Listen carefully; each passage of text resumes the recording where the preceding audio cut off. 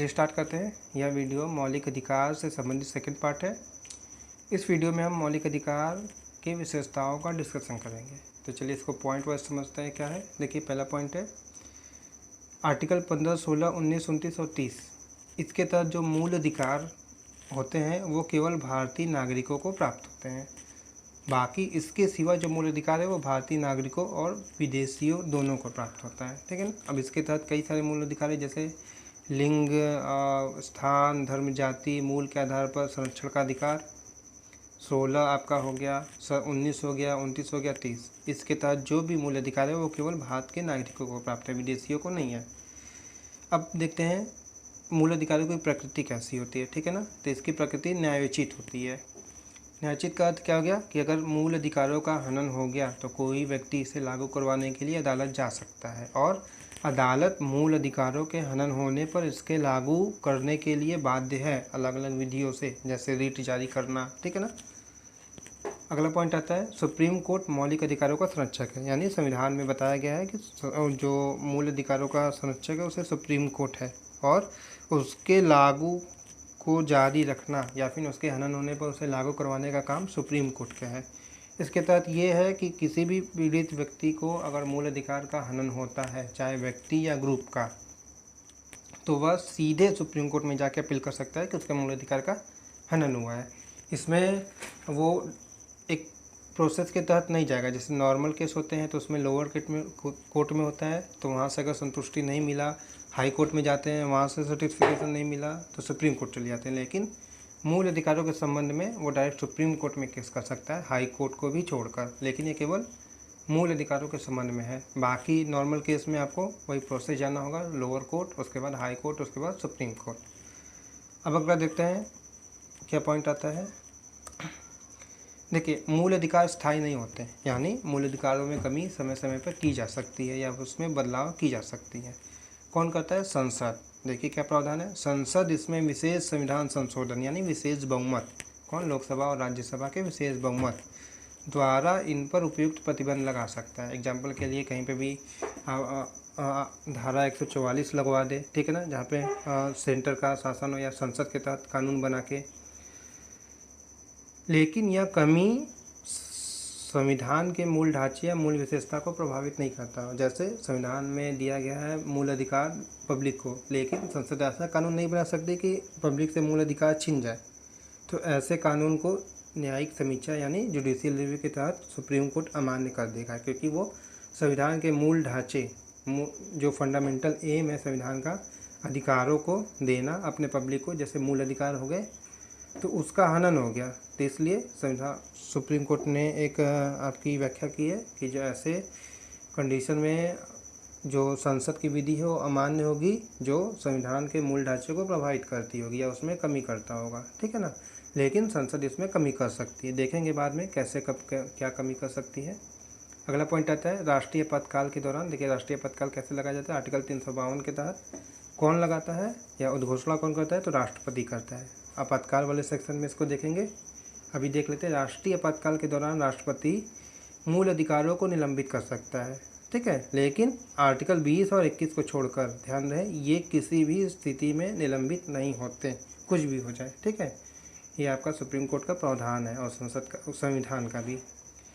अब नोट में देखिए, यदि राष्ट्रीय आपातकाल युद्ध या विदेशी आक्रमण के तहत लगाया गया हो। देखिए राष्ट्रीय आपातकाल जब आर्टिकल 352 में है तो 3 स्थितियों में कहा गया, युद्ध, विदेशी आक्रमण, या पहले था 1978 के पहले था आंतरिक अशांति, जिसे 1978 में 44वें संविधान संशोधन द्वारा सशस्त्र विद्रोह कर दिया गया, उसे बदलकर। तो 3 स्थिति में होता है जिसमें अगर युद्ध या विदेशी आक्रमण के तहत लगाया गया हो राष्ट्रीय आपातकाल, तो उस समय आर्टिकल 19 उसमें जो 6 प्रावधान है वो निलंबित हो सकते हैं।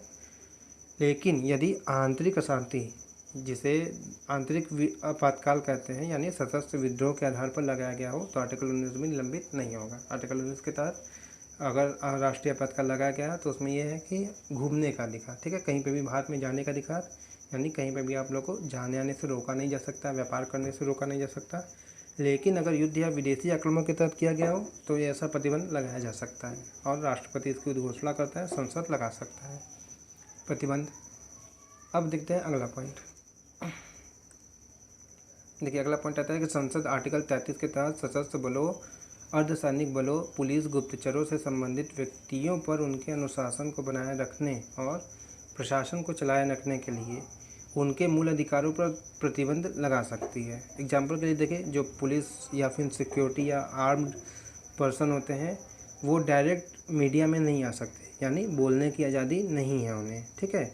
जो उनके ऑफिशियल वक्ता होते हैं उस विंडो के, आर्म्ड फील्ड के, वो ही बोल सकते हैं, ऐसे नहीं। और वो बोलेंगे तो उनके खिलाफ जो भी सैन्य कार्रवाई होगी, ठीक है ना। उनके जो लॉ होते हैं उनके तहत उनके ऊपर कार्रवाई हो सकती है। तो यहाँ पे उनके बोलने के, एग्जाम्पल के लिए बोलने के अधिकार को आर्टिकल 19 के तहत रोका गया है। तो वो एक नियम के तहत कौन करता है? संसद करता है। क्यों करता है?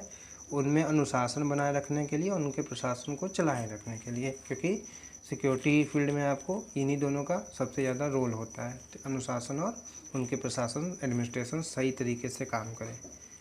अब देखते हैं आर्टिकल 34 क्या करता है। देखिए, ऐसे स्थान जहाँ सैन्य शासन यानी मार्शल लॉ लगा हो, यानी जहाँ पे सेना का शासन लगा दिया गया हो, वो कंडीशनल में आपके, जैसे कोई ऐसा कंडीशन होता है जैसे मणिपुर में आ गया, वहाँ पे आर्मी को अभी ओवरटेक करने का अधिकार दे दिया गया है कि वहाँ पे शांति स्थापित हो जाए,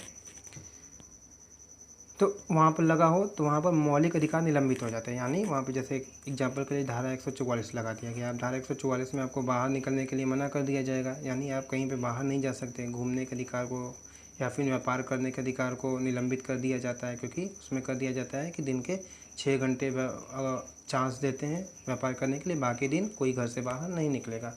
तो कई सारे अधिकार निलंबित हो जाते हैं जहाँ पर सैन्य शासन या मार्शल लॉ लगा हो। ये आर्टिकल 34 में बताया गया है।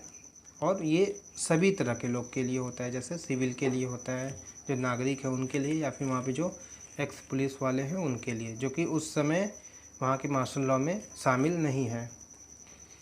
अब देखते हैं आर्टिकल 35 के तहत कुछ मूल अधिकारों के लागू या क्रियान्वयन के लिए संसद कानून बना सकती है।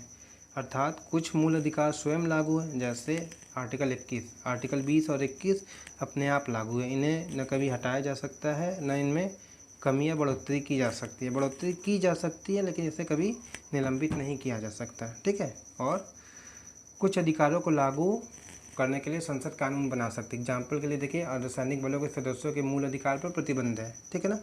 तो बोलने की आज़ादी सबको हो, लेकिन कुछ विशेष स्थितियों में इनके अनुशासन और प्रशासन को बनाए रखने के लिए संसद कानून बनाती है, जिसके तहत इनके मौलिक अधिकारों का जब निलंबन होता है तो उसे मान्य घोषित किया जाता है, क्योंकि ये नीड होता है अनुशासन बनाए रखने के लिए। कोई भी आर्म्ड पर्सन अगर बोलता है तो वो उससे जुड़ा हुआ इन्फॉर्मेशन अगर लीक कर देता है तो वो देश के लिए खतरा भी हो सकता है, तो इसके लिए कानून बनाया गया है।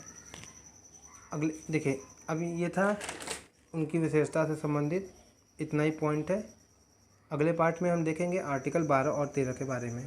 इस वीडियो में बस इतना ही। Thank you so much.